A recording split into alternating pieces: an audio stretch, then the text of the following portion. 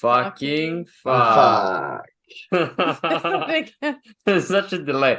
All right, so the reason there's a delay this week is because this is our first ever hybrid podcast where I'm here in Adelaide, South Australia, with a guest.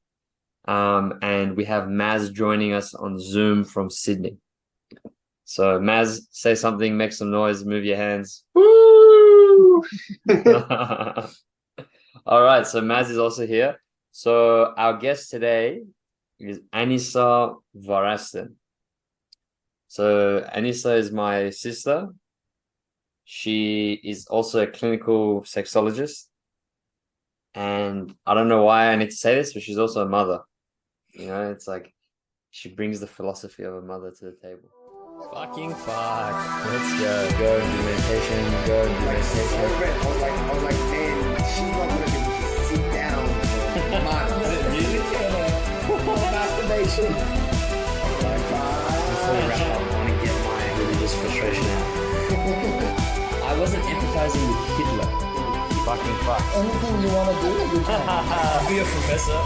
Wink, wink. Clearly, you spent too much time on the phone. But yeah, Maz, how do you feel? I managed to convince Maz this is my guest of choice. Are you on board with this guest? Or are you not on board? Yeah, I am indeed. I've actually got like two things I'm interested to ask her. One is about the letter she sent you. Yeah. You know, why she decided to do it, and did she foresee that letter having such big impact? Because as we sort of talked about it last time, that letter had a lot of impact for you.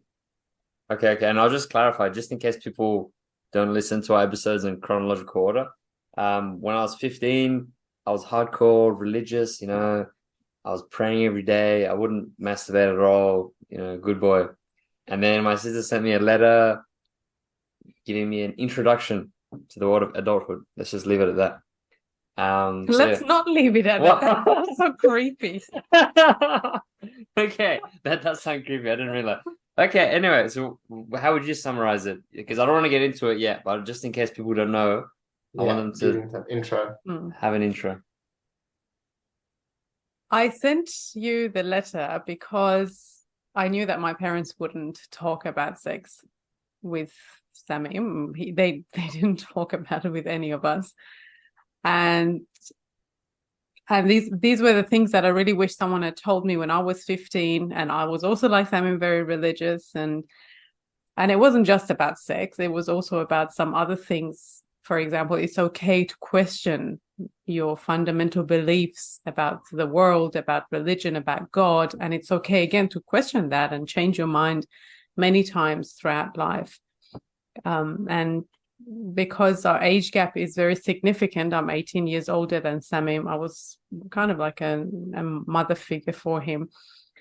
And yeah, and I knew that he wouldn't sit down to have this conversation because I had similar conversations with my younger sister as well, but more face to face because she was more open to having these conversations. But I knew Samim wouldn't.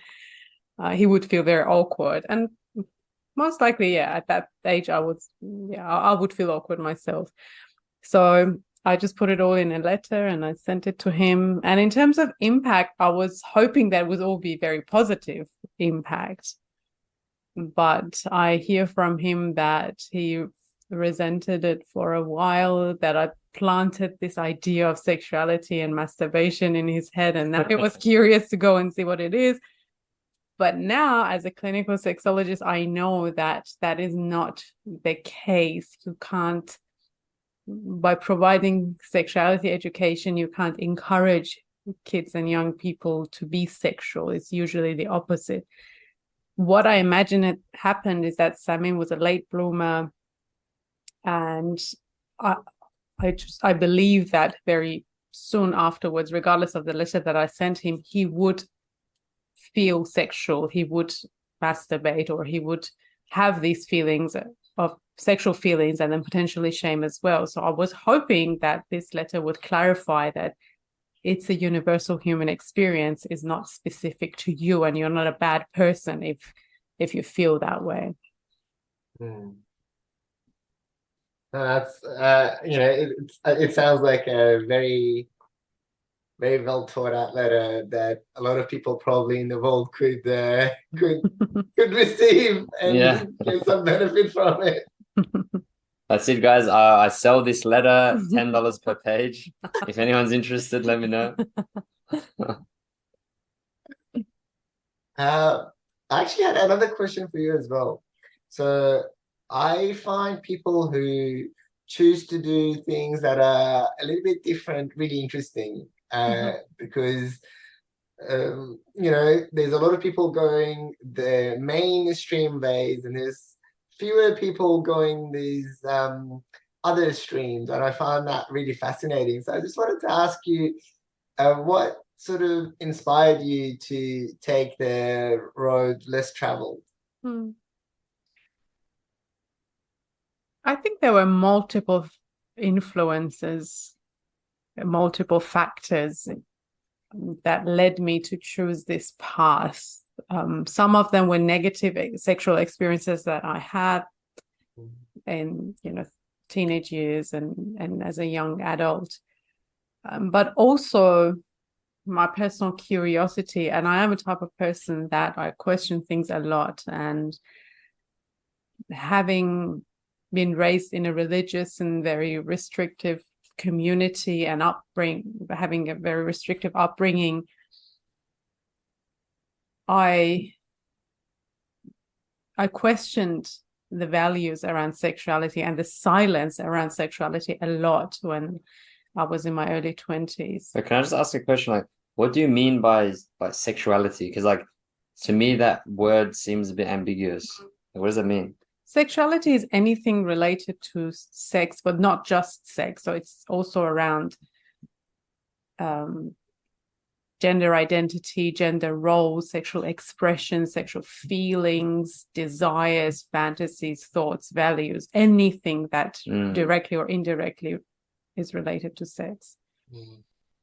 And so, yeah, I had a lot of questions, like many young people, about sex. And I was, until maybe I was 2021, very active in the Baha'i community and had very strong religious beliefs. And I remember this as an example, this interaction that I had with some of the community members. We were at a meeting and we were talking about, okay, so who's going to have conversations with non-believers about the Baha'i faith and introducing it to them.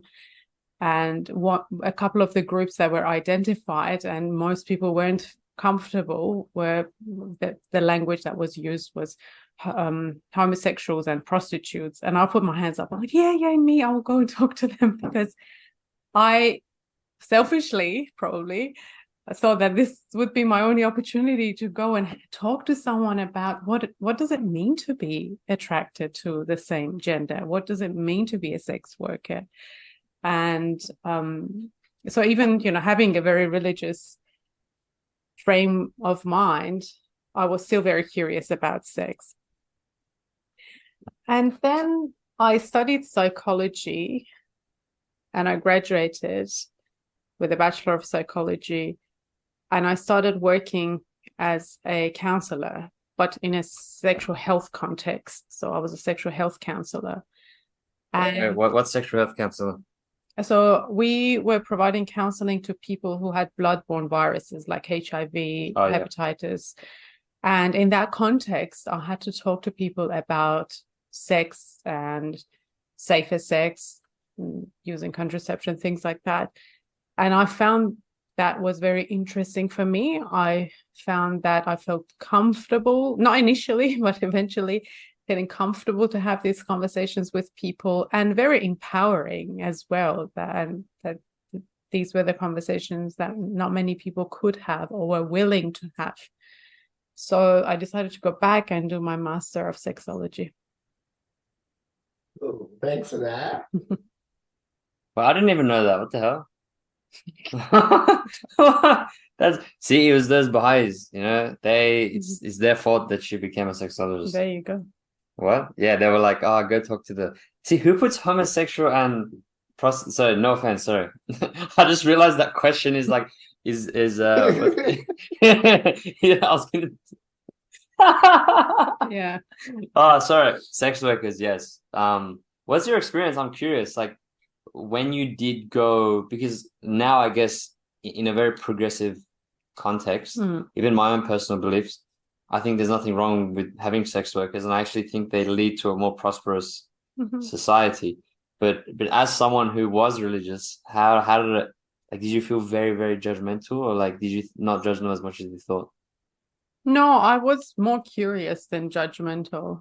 I didn't end up in that context having conversations with sex workers, but I did have conversations with many people from the LGBTIQ plus community, and those conversations were very enlightening and very helpful, and they were also some of the influences on me shifting my worldview and ideology. But like in what context did you actually get a chance to talk with people from that community? Like were they like go convert these people, or like yeah, so that was the idea, go and talk about the faith with these people.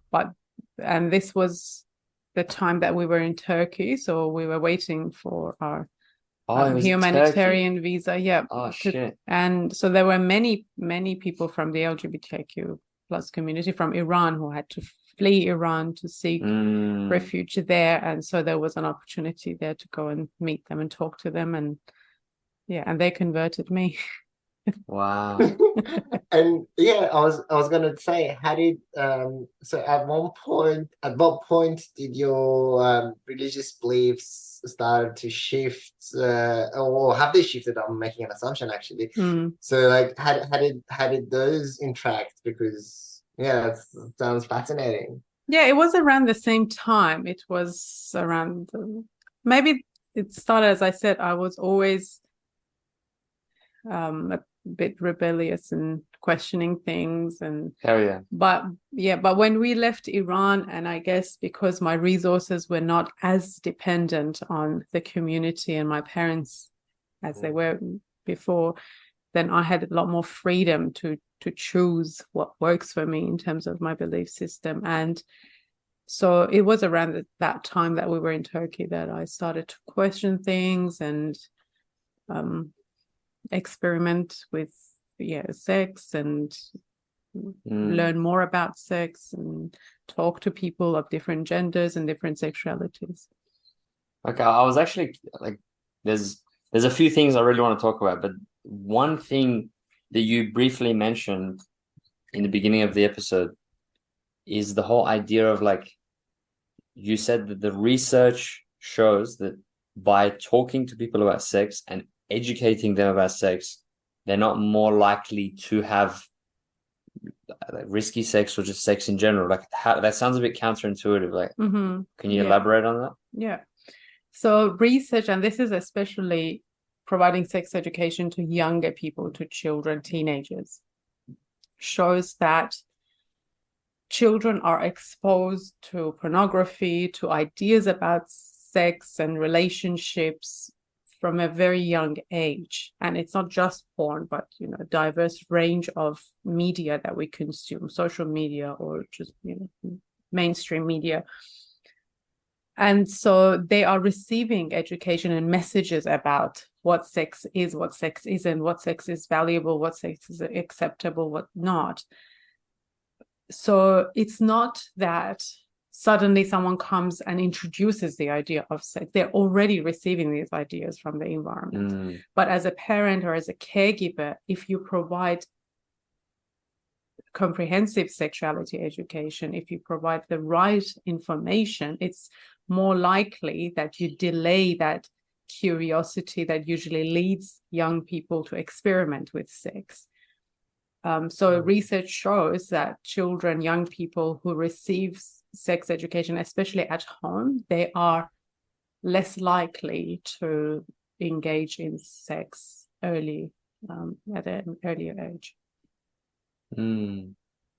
Yeah, nice. No, I think like the only thing that made my brain just like wiggle a little bit was the part of you said like the right sexuality education, because I feel like it's maybe a bit subjective, and maybe as like, do you live in a very left-wing progressive sector of a Western civilization, or are you more of a conservative more Eastern community, which they would say proper sexuality education is don't have sex till marriage.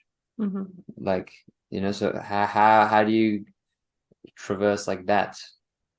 Yeah.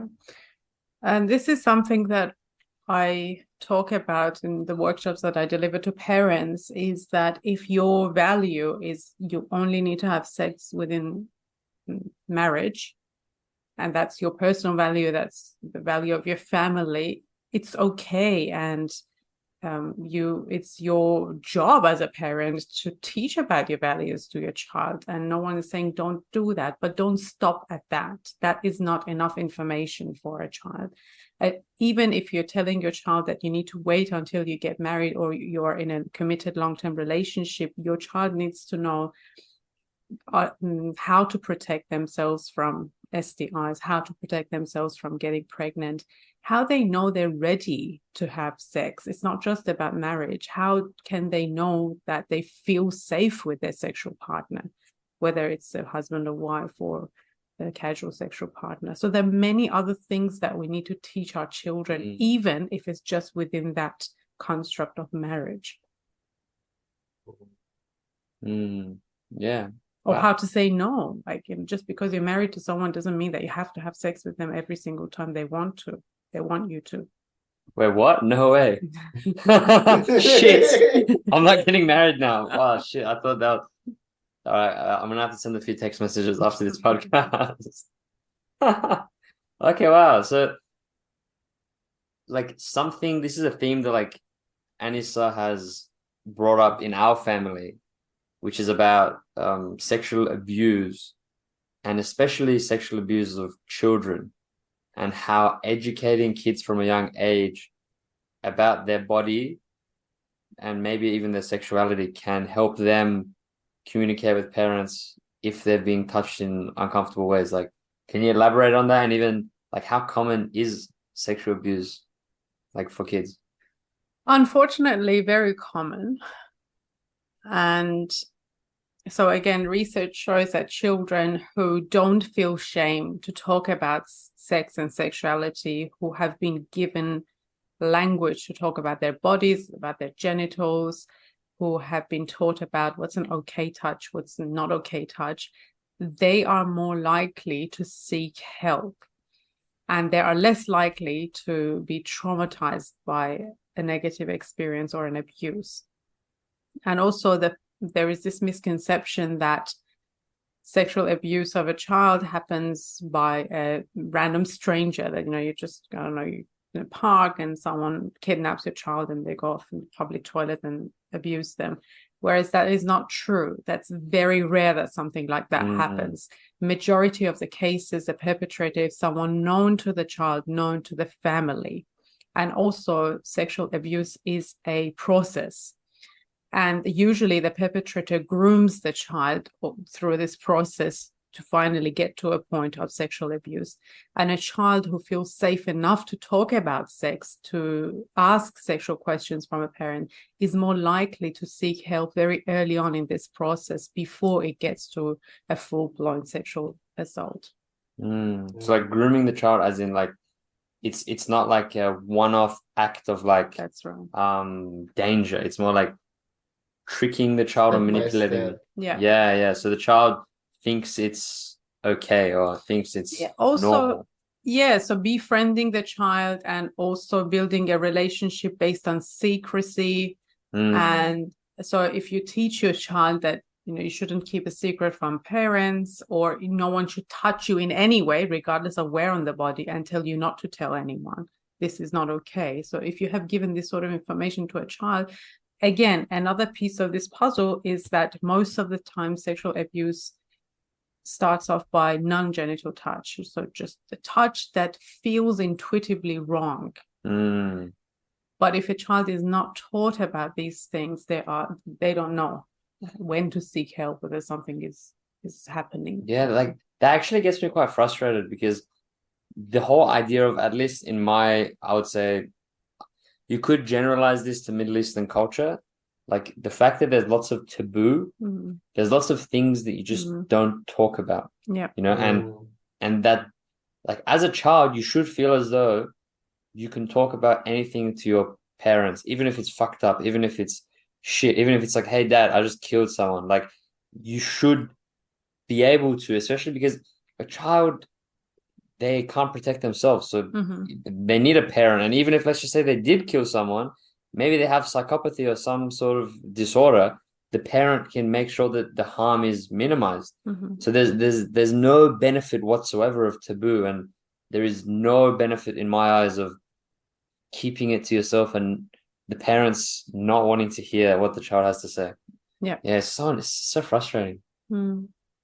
Like, Maz, do you have experience like that? Yeah, I think it's like just part of that cultural narrative. Like certain, it's less about the parents, more about the cultural narratives. Like some things you just don't talk in the culture, like or like, you know, in Iran when I wasn't going to high school, I remember like.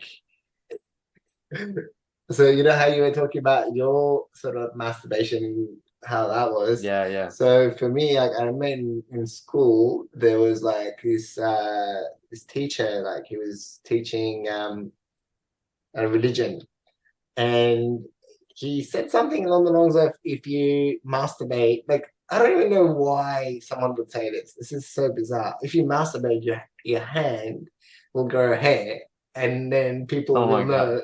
And then the minute he said that, I can go, like I was like looking at my hand, and I was looking around, everyone was looking at their hand. But there's like 30 guys just looking at their head like, oh shit. Yeah, that was very common. Even at like girls' schools, they would say things like this. Yeah, and that's really terrifying because then, like, because it's like you'll be marked by this like big mark that everyone can see how you have done wrong, which is shit. That this is the thing. It's so fascinating to me, the lengths that some communities go to prohibit sexual expression. Like I was a victim of that, I would say, but it's just so interesting because so the whole narrative is like, I hope I'm not doing anyone any injustice, but the narrative is sex is this super special thing, you know, and you shouldn't. So it's a super special thing for marriage, but you also shouldn't be thinking about it on a day-to-day basis. It's very perverted. Like, why would you look at a woman and think she's sexually appealing? Like, what's wrong with your mind? It's so impure. So then they're like, okay, you should not think about it and only think about it like when you're married. It's like, okay, that's fine. But then by making it such a big deal, they're kind of feeding into the narrative that like everyone is a pervert. So it's like they are perverts for even coming up with that rule. Because it's like I wasn't thinking that before you told me not to think that. It's like the pink elephant thing, right? Like, you know, if I tell you don't think of a pink elephant, you'll think of a pink elephant. Even though you weren't thinking about it before, I told you not to think about it, right? Yeah, there's something counterintuitive about like prohibition, because, you know, it's like that inner rebellious side of us. It's like, wait, what? Like, it's like right now, like, let me think of something. Like, if you tell me like, oh, when you go to the toilet to take a shit, don't take your phone with you. And then I'm like, wait, what? Now I want to take my phone with me. But it's more than that. It's not just a psychological thing. It's also, we are all animals, and, you know, sexual drive is part of most people's experiences of being a human. And I think this is one of the most harmful and damaging things that I see in my professional practice, that religious people come after they get married with a lot of sexual problems. I can't have sex with my partner. Oh, shit. Why have I never thought of that? Yeah, because throughout their life, they've been told sex is disgusting, it's dirty, it's perverted, and it's, yeah, you should save it until you're married. But then it's not like a switch that you can turn off as soon as you're married. All of those messages are still there. And so you have all sorts of sexual dysfunction when it comes to a loving relationship within marriage. Yeah, that's actually that makes so much Wow. sense. But I don't know why I never thought of that, because it's like if you ask a religious person, they don't say sex is bad. They say, no, sex is great. You know, two souls connect. You know, it's a pleasure given to us by God. So it's like they agree it's important, but then it's like they're fucking their own sexual life later on.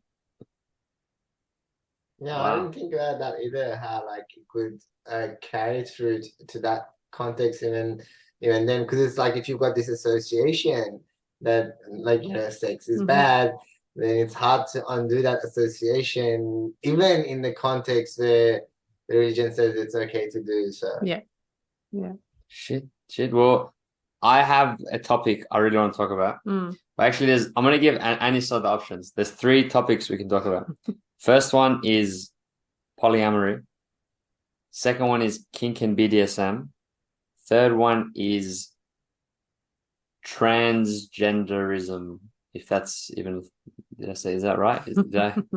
I don't know what the fuck I'm saying. Yeah. But anyway, take a pick. Gender identity. Sorry, gender identity, yes. I don't want to pick. I think this is your podcast, and whatever that feels right for you guys, I'm happy to talk about any of All right, Maz, take a pick. I think because with Matt, last time with Matt, we sort of like talked about polyamory, but neither of us is by no means an experienced, later on an expert in it.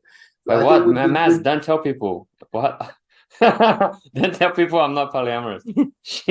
All right, guys, you guys know my secret. I'm boring, monogamous person. Yeah, so it would be good to go with polyamory, I reckon. All right, polyamory.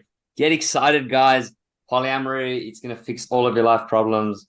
So you said last time we talked about polyamory. Yeah, with last episode we talked with Matt Crossley. Yep. And we all have a pretty positive view on polyamory, and the pathway that we took, which I'm curious what you think as someone who's actually quite knowledgeable about it. We were saying that theoretically, someone like me and someone like Matt, it's difficult for us in monogamous relationship because you might feel somewhat trapped, because if you want to break up with that person, there's a lot of guilt. And let's not get into the healthy psychology of this, because it's obviously not healthy, but you feel a lot of guilt and you're like, oh, I really hurt that person. But if you're in a polyamorous relationship, then if you break up with one person or 2 people or 3 people, they have each other to like lean on, so you feel less bad about it. Is that like a reasonable thing to say? It's just one form of polyamory, because you can be in a relationship with person A and person B, but they are not necessarily in a relationship. They may not even see each other ever. So they're monogamous with you, but you're polyamorous with Maybe they may be monogamous with you, or they may have their own sort of branches, that are not. They may not be in a relationship with you. Okay, all right. So you can be in a relationship, say, with Jessica and I don't know, Paria. Fucking Paria. Yeah, whoever else, like a third person. And let's give the third person a name. Samantha.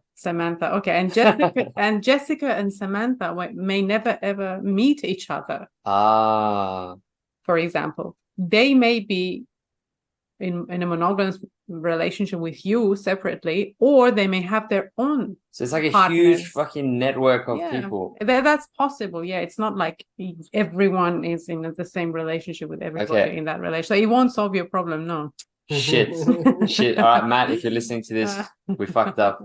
But let's talk about kink if it's up to me, because that's juicy and that's an area that I specialize in. Okay, and I'm just gonna just put it out there that I never like to feel as though I'm in an echo chamber. So even if I agree with things you say, I'm gonna play devil's advocate, and we might have to fight a little bit. Yeah, but no hard feelings. Okay, so kink. Maz, how about you ask a question? Because I have a billion questions, but I'm curious you've got a clinical sexologist in front of you. Kink and BDSM. What do you want to know? So one thing is like, so I went to this like festival called Burning Sea. And there was this show thing, and there was it was like spanking, but to like I've never seen a spanking like that. Like Like that. I would have stopped at like 0.1, but they went to like 0.15. And I was getting a little bit uncomfortable just even watching, or like that's gonna hurt, like really painful to like, even I can't see how she would sit down, because it was like after that how she could sit down. So I don't know, I guess. But then I was looking at her facial expression, and she seemed to be enjoying it. She was loving it. And then I was like thinking like, yeah, I was struggling with my own feelings in relation to this, because I was feeling like, oh my God, that looks like that's hurting, and it's like pain. But then she's like smiling, and I don't know, I was just confused. Yeah, I can imagine. And so, what is your question?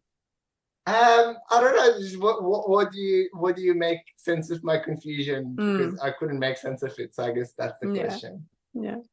So, sensation play, which spanking is a type of sensation play, or it's called impact play. That is one type of kink, or one type of BDSM. Can you actually define kink and BDSM? That's going to take us down different rabbit hole. But yeah, very briefly, I would say that kink is any sex or play that falls outside the line of what society defines as normative sex. But then the question is, what is normative sex? Like, who can define what normative Holding sex hands is? could be normative sex. Holding hands could be normative sex. No, but really, like, is oral sex normative sex? Is anal sex normative sex? It is for some people. It isn't for some other people. It is in some cultures. It is in some other cultures. So it's very contextual. It's very cultural. Yeah. And if you want to just think about normative sex as missionary under the bed sheets in a dark room, then anything other than that is kink. A bit of biting and scratching and slapping on the ass, that's technically BDSM. So it's a very subjective, very contextual, very cultural practice, or practices, range of practices. But anyway, that's I think a very deeper conversation. But in relation to what you just said, Masood, sensation play and is one type of BDSM, and it's not about pain. And I think this is something that can create confusion, because what that person is experiencing is not pain. They are experiencing intense sensations, which is pleasurable for them. Pain is out of control. Pain is something that is, you can't control. But in the context of BDSM and kink, this is all negotiated beforehand. The person asks for where exactly on their body they want that sensation, and what intensity they want that sensation, and who they want it by. And so there's so many elements that they define the parameters, and therefore it feels pleasurable. Also, an example or analogy that you may relate to, or some people may relate to, is eating chili. Do you like chili? Yeah, I do. Yeah. So for someone who doesn't like chili, why the fuck would you want to eat something that would burn your whole mouth, or your whole face is on fire? But for someone, I also love chili. For people who like chili or love chili, it's that sensation that is intense but pleasurable. You may even your eyes may get teary, and I don't know, you may experience something really significant. It's the same with BDSM. Wow, so like that reminds me of a conversation I had with Samim one time. It was about like, if you consciously decide to if you choose to do something regardless of how that thing is, like in the context we were talking about, it was like if you choose to join a cult, like you consciously evaluate it and you're in the right frame of mind and you're like, you know what, it sounds like this cult is good for me, and you choose to join it.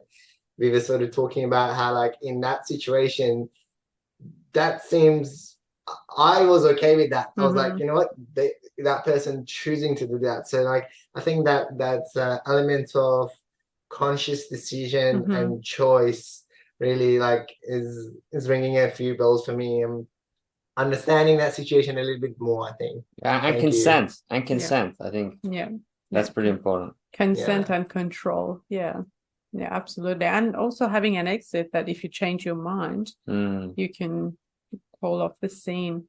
But I remember one conversation that you guys had was around, can you consent to be someone's slave? And my answer would be yes, you can. And actually, in fact, there are people who in the context of kink, consent to be owned by someone and be a slave for that person. Wait, can I just like,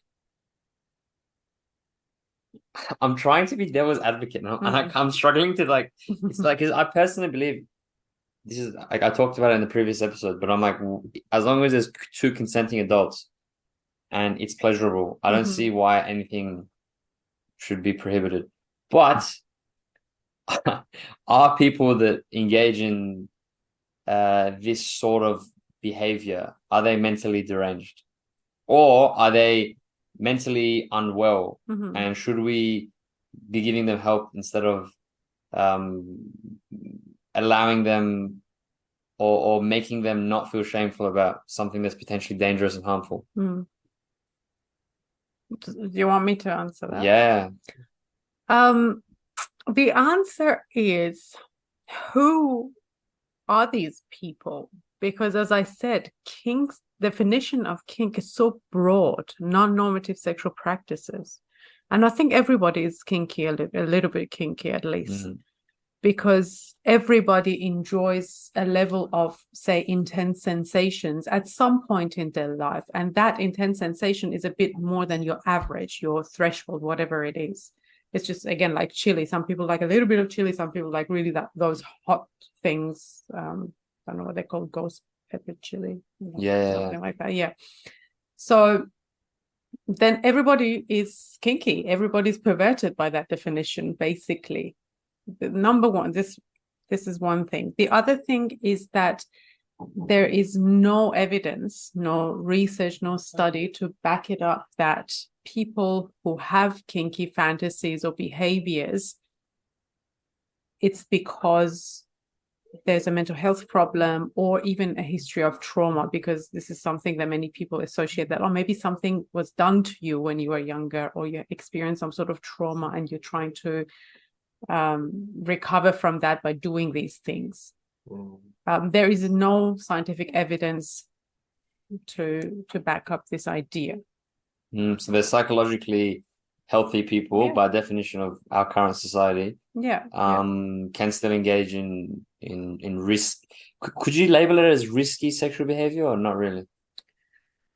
Well, I guess again, risk is very relative, because some kink practices, they are riskier than others. Say if it's breath play, so playing with airflow, things like that, strangulation, that's their risky practice versus a role play that you just put on a costume and pretend to be someone. Like, the risks there are much smaller.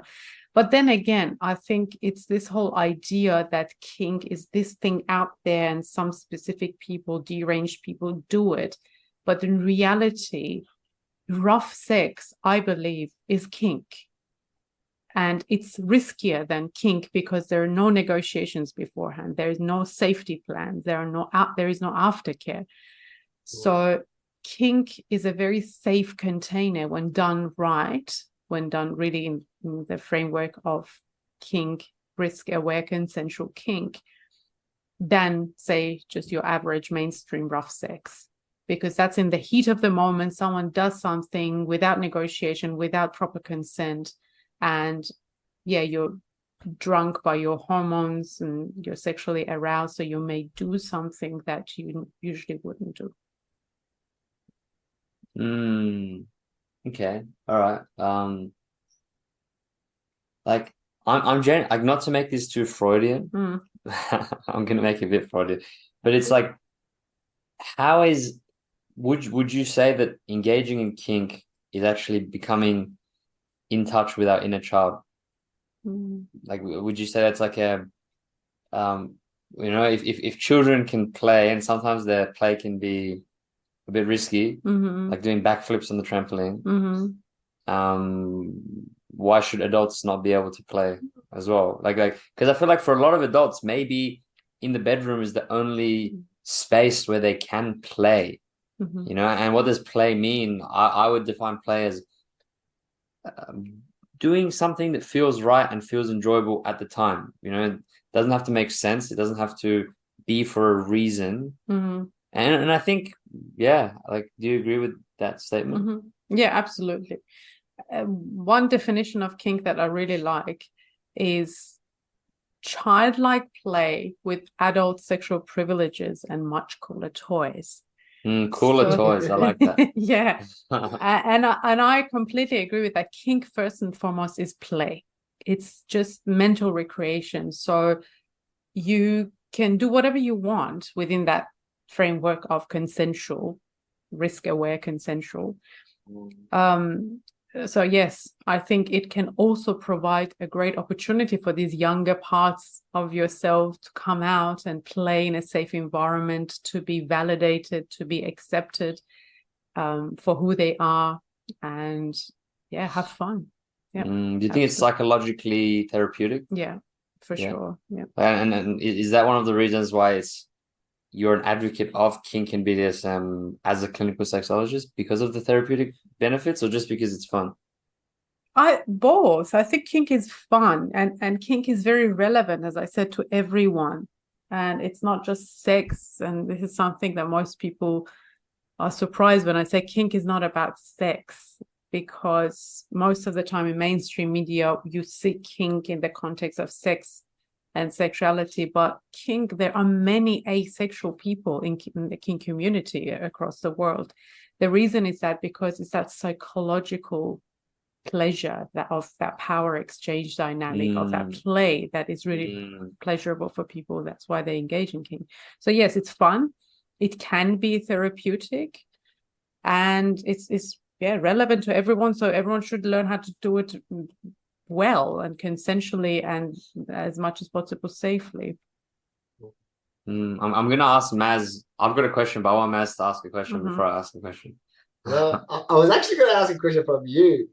So, why did you decide? Like, what sort of came to your mind to link kink and children play? Like, how did you link those? I'm actually interested. Well, this is something I've been, thinking about for the last year, which is about reconnecting with my inner child. Whatever that means. It might sound like really fancy language, but it's not. I think for me, it's about everything I do has a reason behind it. It's all about efficiency. It's all about like personal growth. Like, am I reading this book to learn, or am I just reading it for fun? And it's like, no, I'm reading it to learn something. I want to grow. So I think for me, it's really important, I think, for psychological well-being to play. And I also think sex is fun. So I guess that's why in my head, it was like as a society, or even in the context of this conversation, we're talking about kink as like, let's ask a clinical sexologist, and it's very science backed and blah blah blah. But it's like, well, why can't it just be for fucking fun? Like, I think like I want to play dress ups, but I can't. But maybe if there's a partner that's open minded enough, I can just play dress ups with my partner. And then it's like, I don't even care about the sex. I just want to play dress up. Exactly. Exactly. And I think there are many activities that now we consider as acceptable for adults, but they were originally for children. Yeah, dress up parties or coloring in books. that are now available for adults as well, because we recognize the importance of play. And just like you said, as adults, which is like productive, it has to have a productive intention and outcome. But yeah, let's just play. Another thing that just came to my mind. So you know how you said, if you're reading a book to grow and learn, then you're not reading the book for fun. But can you have fun with learning and growing? Like, do you sometimes have fun with learning and growing? Like, or like if you have fun with it, or if you're learning and growing, it doesn't qualify the fun aspect of being a child or something. I'm just interested to know what you think. I think it depends. What is your intention for beginning that particular activity? So if you read that book purely because you want to grow, then I don't think that's play. And there's nothing wrong with it. You can still have fun. I don't think that's play. But if you just pick up the book because you are really interested in it and you're not reading it to get something at the end, you just like the book, and if you happen to grow in the process, I think that can be play. But I think it really comes to the intention behind it. If you're looking to get something out of it, then I don't know how many kids will play just to get something out of it at the end. I think play, in my opinion, in definition, there's a frivolity to it, which is you do it because you enjoy doing the activity and not to get something for the sake of itself. You don't do it for the sake of anything else. Okay. Yeah, and that's why you can play. Like I play soccer right now. Like now that I'm playing soccer casually in a social team, that's play. Because if we lose 10-0, I don't care. Like if I don't get fitter, I don't care. I'm just there because I enjoy it. But when I'm playing for a club, there's a bit more pressure. I know I'm working on my fitness, on my stamina. I want to score. I want the team to win. If the team loses, then maybe I'm not that happy. I wouldn't say that childlike play. That's adults might say it's still playing, it's still a hobby, but it's not. It doesn't fulfill those needs of childlike exploration and frivolity. Yeah, that makes sense. I'm happy with that. Yes, nice. Okay, so I have a question for Anisa. So I actually have two questions, but for the first question, I want to say, all right, I have a friend. His name is Maz. He wants to go home tonight and try Kink and BDSM.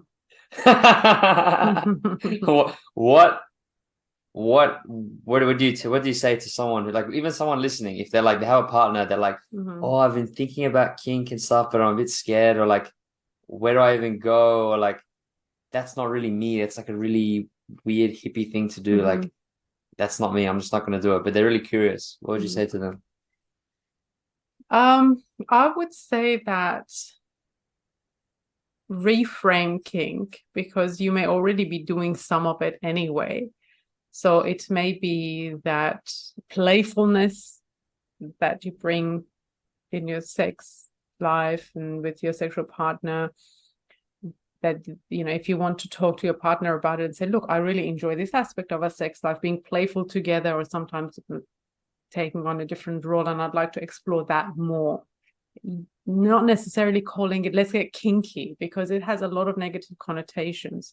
Or if you're someone who's interested in more sensations, you can say, I really enjoy when we do this, and I feel these sensations on my body. I'd like to experience more of that. Let's explore that a little bit more. Was it like right before sex, or you just have this conversation? No, yeah, outside of the bedroom for sure.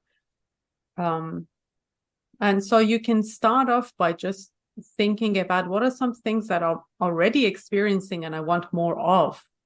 So whether that's a psychological power exchange, maybe, that you enjoy more of, and you can say, I'd like to experience more surrender. I like you to take more control and decide what we do, or what sort of positions, or what sort of activities, sexual activities we do. Or that I'd like to take control. That's what I enjoy. Is it okay if I do more of that, for example, next time that we have sex? So starting off like this, I think, can be very helpful. So building on what you're already enjoying and doing well. I think that totally makes sense. And I guess open communication is super important at every level of a relationship. But the thing that I think is the most hard part of that, the most difficult part, is I guess being vulnerable, because it's like sometimes, I can't speak for everyone, but sometimes you there's a sexual exchange, like you're having sex and the other person does something you like, but then you're kind of ashamed of that thing. So then you don't explicitly say you like it, but like if it happens by chance, you're like, yes. So I guess how for people who are just ashamed of it, or they're like scared of judgment from their partner, or they just don't want to say it out loud, what do you have to say to them? I think the chances are that if your partner did it, they're okay to do it again. So asking for something is most likely going to help your sex life and sexual connection with your partner, versus them thinking, oh, what's wrong with you? Because they've done it by chance, maybe, or not. Maybe they even did it intentionally. So if you just maybe make it as a compliment and say, that thing that you did the other day, that was really hot. Like, I really enjoyed that. Can we do a bit more of that? And sometimes it may be hard to communicate verbally because of shame, because of whatever. You can put it in writing in a text message, or it can even be very sexually arousing for your partner. Like, I'm curious, it's like, weren't it like all of this open communication stuff related to sex? I think it's super helpful, super adaptive, but I feel like there's a fear of, is this going to make things awkward? Because I feel like most people enjoy the natural, like which this narrative is very dangerous for like consent and stuff, because but there's this narrative of like, in the movies, like you just grab the person and you start kissing and then you take everything off the table, and there's like this like romantic like super sexy like, and in those movies there's fucking no communication. It's just like, oh, your partner exactly knows what you want and you know what they want. So there's a fear of, if you talk, then it kills the vibe. And then it's like, it's better to just let it happen by chance and not talk about it than talk about it and potentially fuck it up, and then you lose that really good thing that you liked.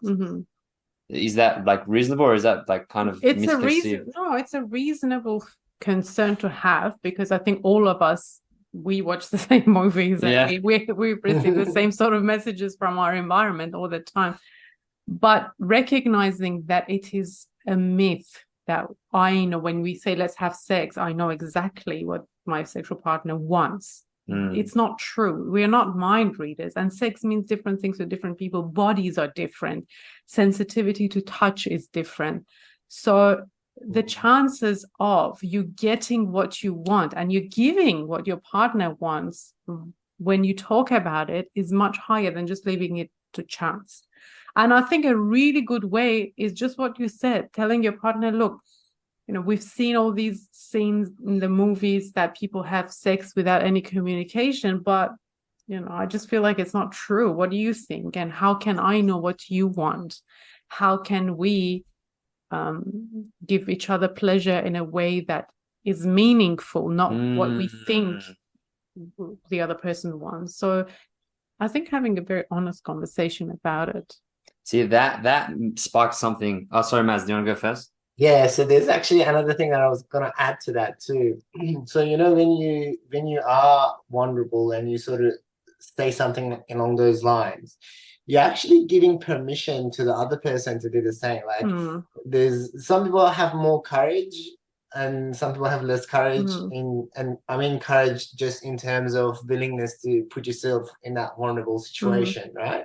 So like, if you're the more courageous person in this relationship and you open up this conversation, then your partner feels okay to chime in with their vulnerability and their potential vulnerable request and thing they wanted to say, whereas they wouldn't have opened up if you didn't open up.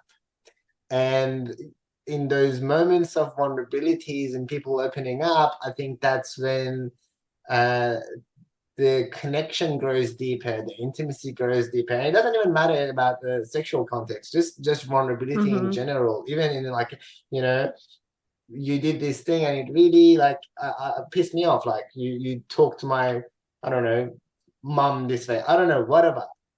Having those like tough conversations and like the one, like you have to express that your feelings, and then your feelings can be rejected. They can. It's a valid concern to say, well, what if I say this? And they're like, oh, really? You feel that way? You know, that can happen. So you're putting yourself on the line, and the benefit of you putting yourself on the line is that deeper connection, deeper intimacy, and allowing the other person to do the same. Yep. Absolutely. Yeah, I have like a devil's advocate reply to that. And I was going to say the same to what Anisa said. Where like, in theory, that sounds fucking beautiful. You know, you're vulnerable, they're vulnerable, happy days, fuck yeah, vulnerability for everyone. But this is something that I think I do, and I've been reflecting about it, and I don't know if it's the right thing, where I prioritize the pleasure of my sexual partner. You know, and you know, I, rather than saying, hey, I like this to start with, I frame it as, hey, how can I know what you would like? And then that also leads to them asking, what do I like in happy days, whatever. But then, like, I remember my first sexual experience, I like fully was like, my only purpose here is to pleasure the other person. And I was like fully getting into it. And I was like very selfless. And I was, and it was fine. Eventually I got my pleasure, because that's just, if the person you're with is a nice person, they'll reciprocate. But then now I'm thinking, like, was I just emphasizing the other person's pleasure because I didn't want to face thinking about my own pleasure, and I'm kind of avoiding that, if that makes sense. So I don't, maybe it's not a direct reply to what Maz said. Maybe it's like a separate tangent. But because it's like, in theory, it's like, great, I'm being open, I'm being vulnerable. Sometimes, you know, only snippets of vulnerability, but I'm really interested in the other person. So I'm like, is that kind of bad because I'm running away from something?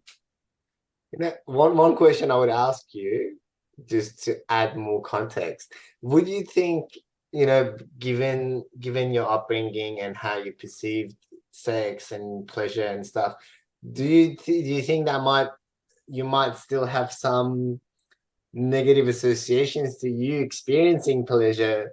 So that's why, like, you were sort of like, you know what, like, I'm just here for you, and then if I enjoy it, that's fine too. But yeah, that's a side effect. No, I definitely, like, look, everything about sex, at least in my life, is heavily influenced by religion. But yeah, there is that component of like the whole like selflessness is glorified, at least in my religion. You know, yeah. Can I add something? I think there is more to it than religion. There is also these ideas around masculinity and what it means to be a good man. Like, because I see this in my clinical work again with many men coming in very similar experiences, that they're so focused on the pleasure of their partner that then they don't know how to talk about what is pleasurable for them, or is it okay to ask for something that is pleasurable for me? What would it say about me? Because there is this idea in the mainstream society that male sexuality is dangerous, is predatory, that it's too much, that you can harm, especially a female partner, with your sexuality. So if you want to not to be any of those, then you try to suppress your sexual desires and expressing your sexual desire in a way that feels pleasurable for you. And then you try to prioritize your female sexual partner's pleasure, and your pleasure is secondary, or it's just a byproduct of that. Yeah, I resonate with that. I don't know about you, Maz. I resonate quite strongly with the idea of like, I'm like always scared of hurting the girl. At least this is heterosexual sex, which is like weird. It's like, by nature, I've never harmed anyone. So it's like, Mhm. why do I have this? Why do I even think I'm capable of hurting? I'm not even that big of a person. So it's like, Mhm. which is really interesting. I don't know if women also have those fears. Like, I don't really think a girl would be scared of hurting a guy in sex. Like, No. And No, I I think don't think it's a very it's not a common common thing. narrative or common concern. No. It's like, men, we hurt. We're like Yeah. hypersexual and like Yeah. we see red. Mm. It's his bullshit narrative. Yeah. But yeah, what do you think, Maz? no, I agree. And when Anissa was talking about the wanting to pleasure the partner, like I just remembered like this book I read, and I've actually recommended this book to like so many of my friends, Samim included. It's called She Comes First. And yeah, I really wanted to learn how how to do how to be better in bed with my partners. So I went and read a book and sort of did this. And I remember like my partner really noticed the difference. She's like, "Oh, you're doing something different. What's happening?" Yeah. But Yeah. but so in some ways, I think I don't know. I thought it's good to have that desire as well to be a better partner in the bed as well as outside of the bed, you know? So like that desire to be better by your partner. And if that desire is mutual, if the other partner is sort of seeing it the same way and they want to try and be a better partner for you in every way they can, I think that's just the recipe for a healthy relationship. Yeah. Yeah, no, I think even for me, I it's like a side note. I take a lot of pleasure in giving pleasure. So it's like I'm getting pleasure just in different ways. So that's what I'm saying. Like sexual pleasure is not always like they orgasm, then you orgasm. It's like you can orgasm from the thought of them orgasming, but like not actually orgasm. Yeah. So it's very psychological. Yeah.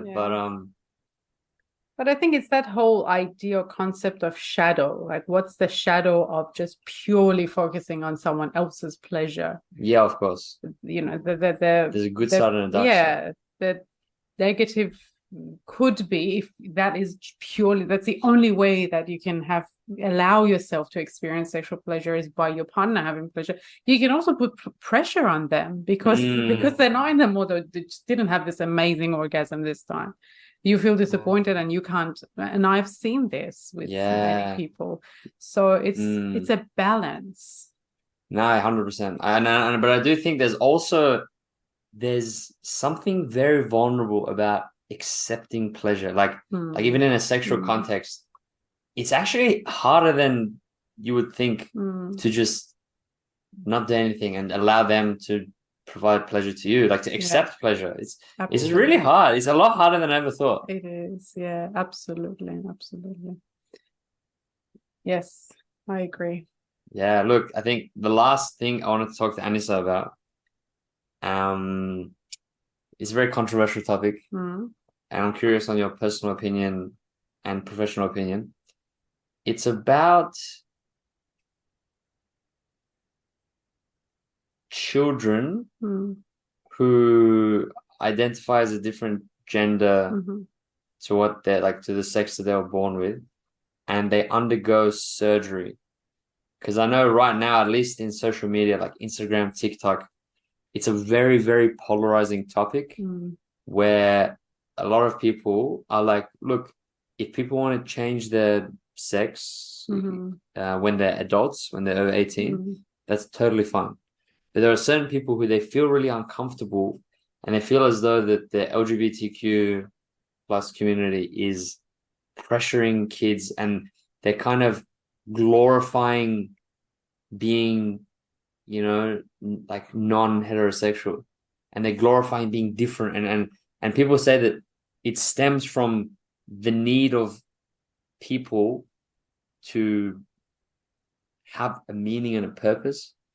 And that's why they levitate towards coming out as bisexual or coming out as transgender or going through, like they see it as attention seeking rather than an actual thing that needs to be done. So I'm curious, like, what are your comments on that view?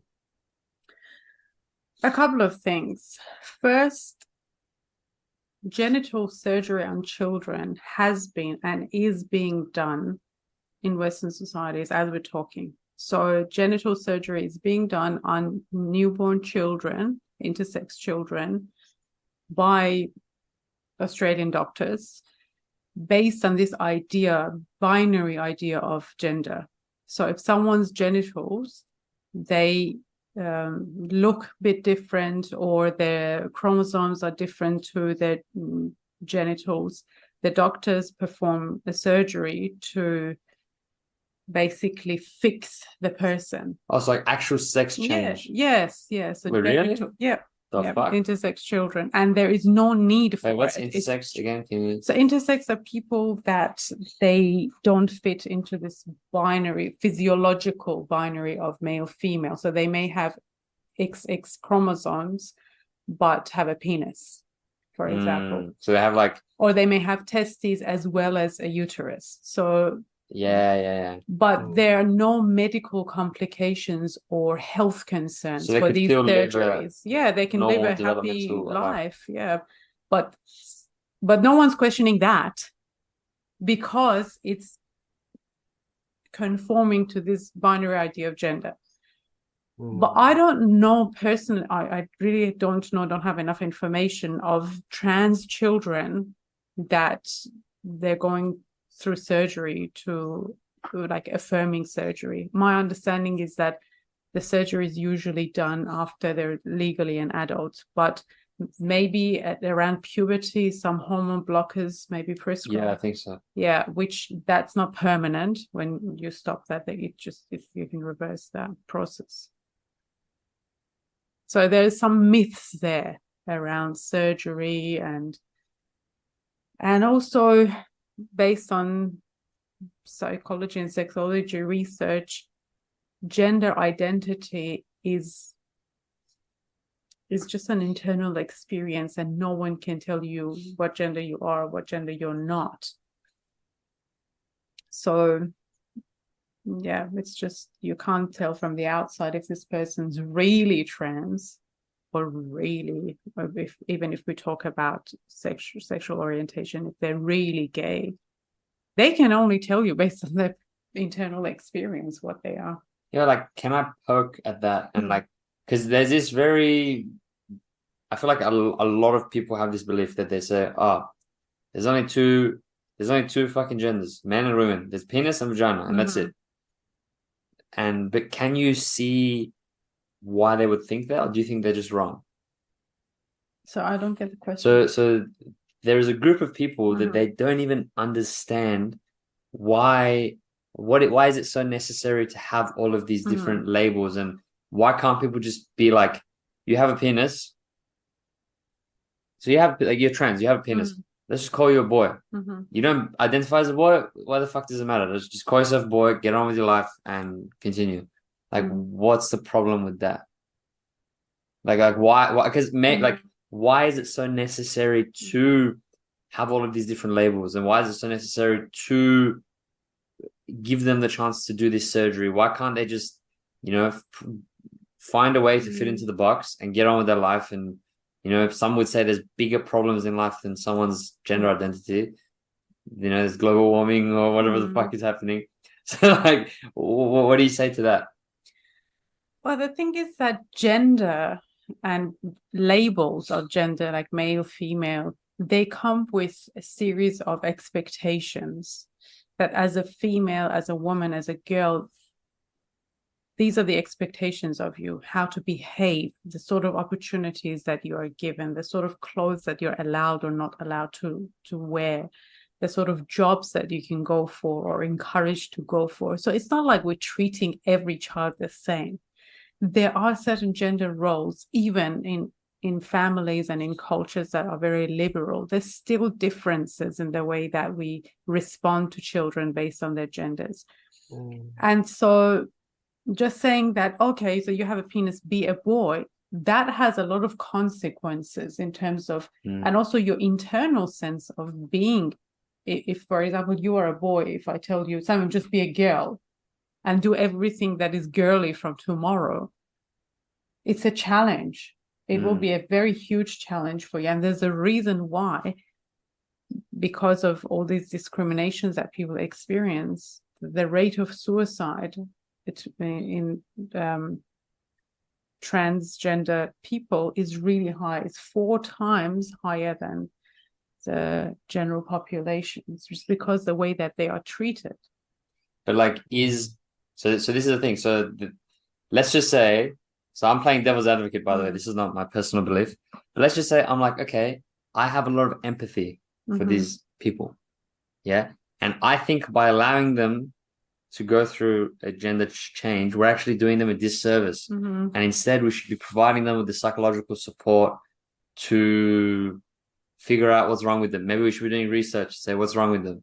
Maybe like there is this idea amongst, the more conservative right that by making gender surgery acceptable, we're doing those people a disservice. How? I don't understand. Disservice as, let me think of an example. Disservice as a child, for example, and once again, I mean no disrespect by what I'm about to say. A child really wants to eat 10 blocks of chocolate. And you're like, well, let's just allow the child to have what it wants. But then, or even an adult wants to eat 10 blocks of chocolate. And as a doctor, you're like, well, that's not good for you. You shouldn't be doing that. Because as far as I know, there are a lot of side effects of these gender changes. There's a lot of health consequences. So it's like, if you have a person who, as you said, someone who's born intersex can live a healthy life, physically, whatever.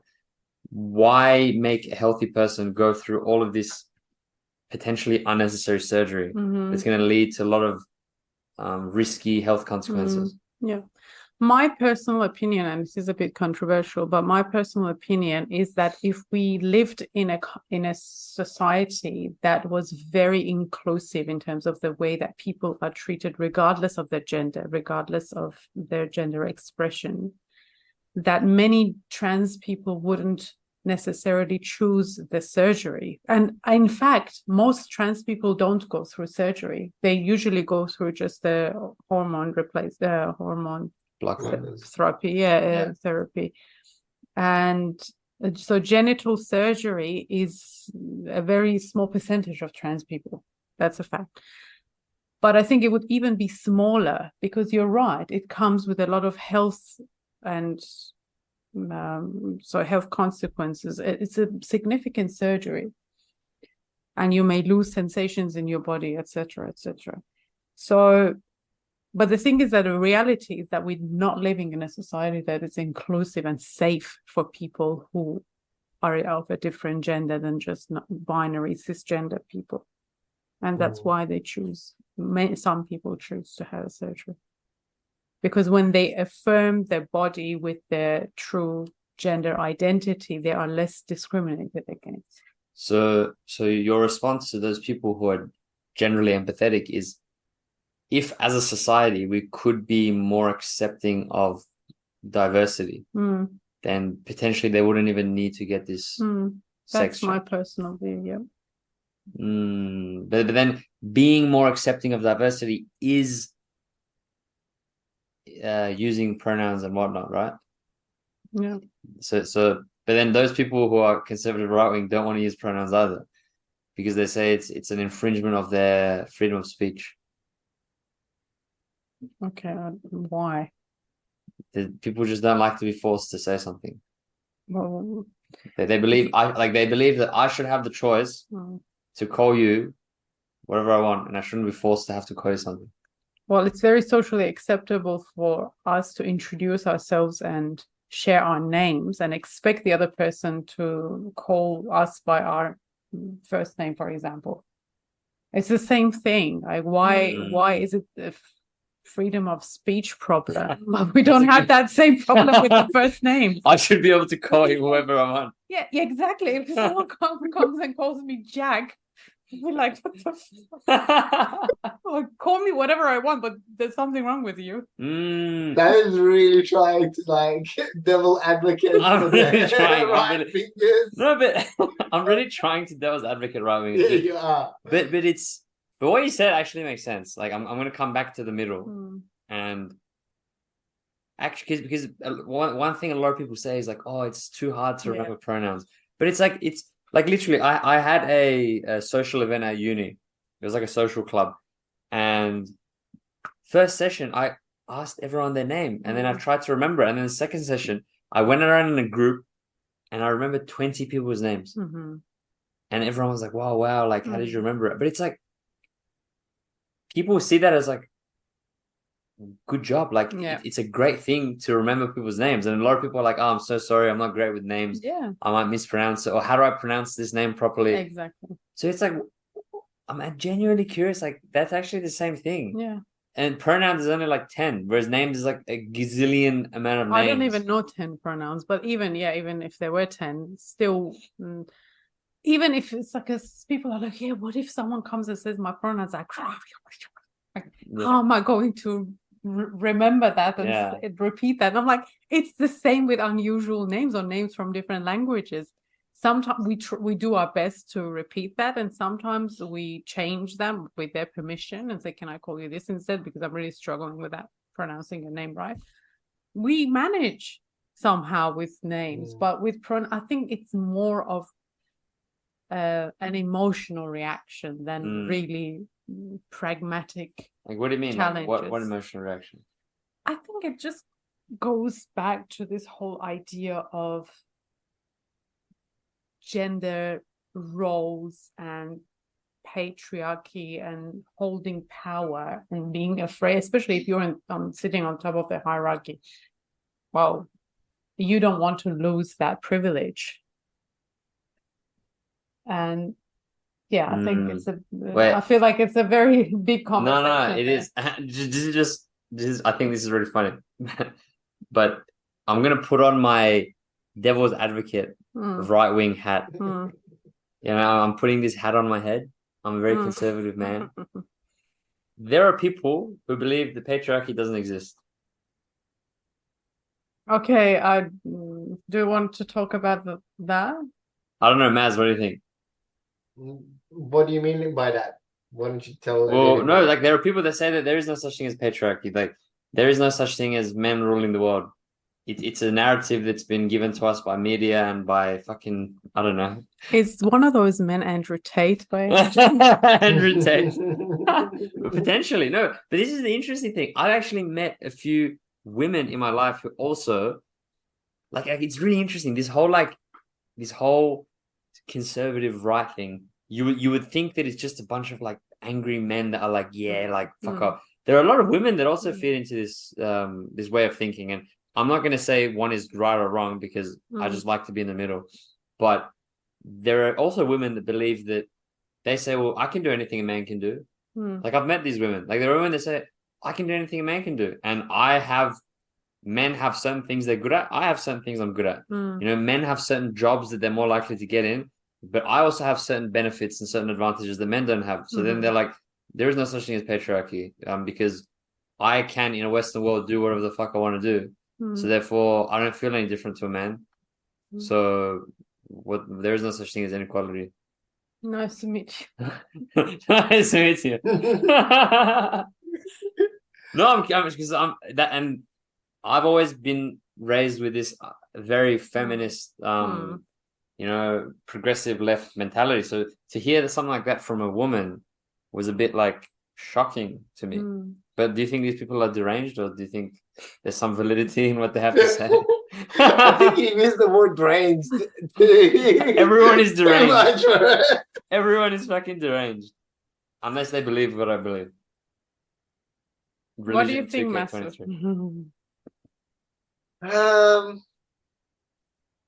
Well, I think in the case of a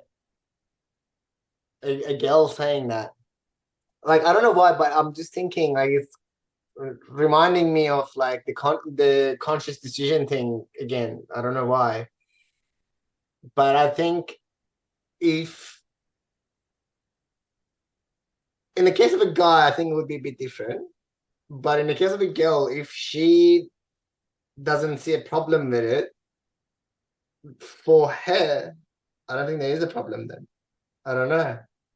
I'm very confused with that, with what Samim said.